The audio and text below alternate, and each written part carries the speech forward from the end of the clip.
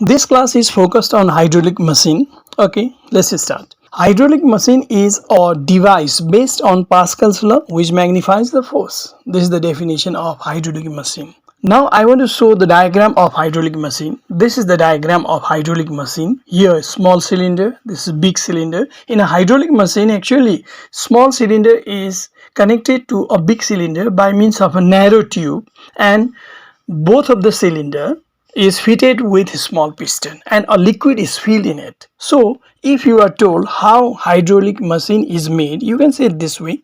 Hydraulic machine is made by connecting a small vessel with a big vessel by means of a narrow tube which is filled with a liquid, and a piston is fitted at the mouth of both the vessel. Now how it works, let's talk about its working.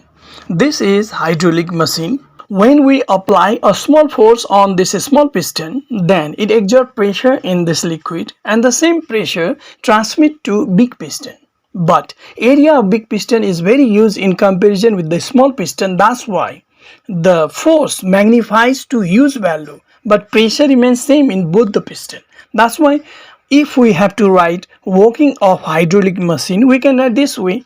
When a small force is applied on the small piston, it exerts pressure on the liquid.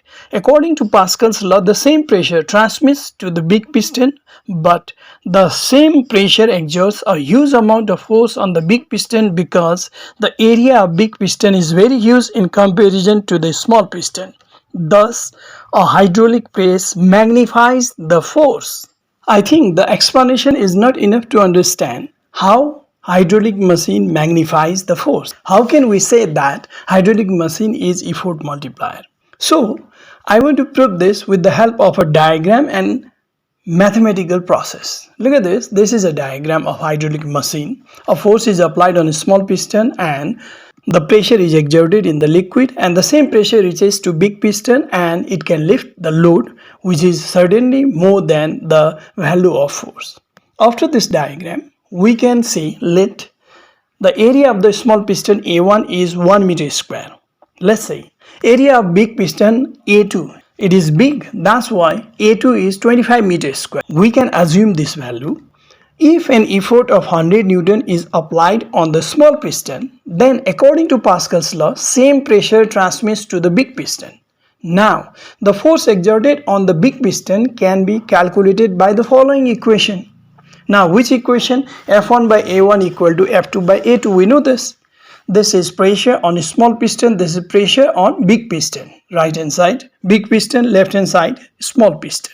If we put the value 100 Newton divided by 1 meter square is equal to F2, we are going to calculate, divided by 25 meters square. Now, if we calculate F2, then we'll get 2500 Newton. What it means? 100 Newton force was applied on a small piston, but it magnified to 2500 Newton, 2500 Newton. It means hydraulic machine is effort multiplier. We can say thus 100 Newton effort magnified to 2500 Newton. It proves that hydraulic machine is an effort multiplier.